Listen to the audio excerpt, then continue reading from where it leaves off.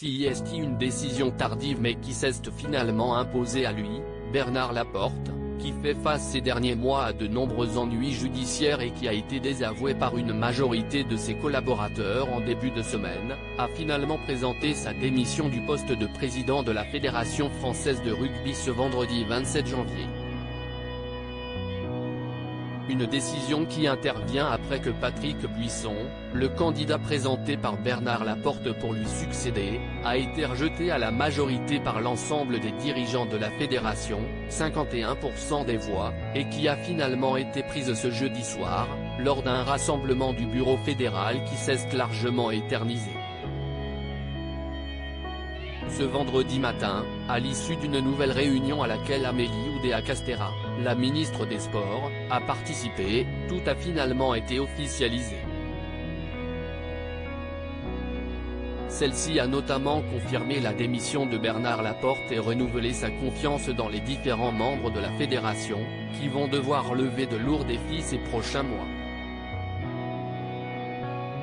J'ai confiance dans le fait que ces échanges permettront de trouver un chemin pour stabiliser rapidement une gouvernance claire et légitime, tout en continuant à préparer efficacement et sereinement, tant sur le plan sportif qu'organisationnel, la Coupe du Monde 2023 que notre pays a l'honneur d'accueillir, a-t-elle notamment déclaré. Les ennuis ne sont pas finis. Une Coupe du Monde de plus en plus proche, 8 septembre, 28 octobre prochain, qui oblige en effet la fédération à retrouver rapidement un nouveau président. Celui-ci pourrait être élu en juin prochain, lors de la prochaine assemblée générale, où les clubs seront réunis.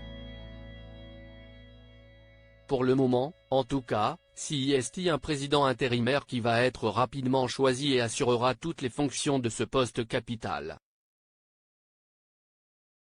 Bernard Laporte quant à lui devrait retrouver le calme de sa famille, père de jumeaux issus d'une première union, il est désormais marié avec Manon, une avocate et femme politique.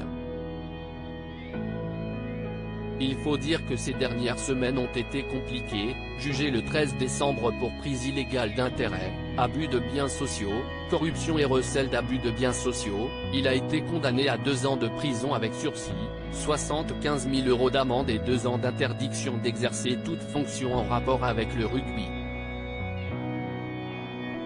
S'il a fait appel de cette décision, et attend donc un nouveau procès, il a une nouvelle fois été placé en garde à vue ces derniers jours dans une affaire de fraude fiscale aggravée pour laquelle il n'a pas été mis en examen pour le moment. Bernard Laporte reste présumé innocent des faits qui lui sont reprochés jusqu'au jugement définitif de ces affaires.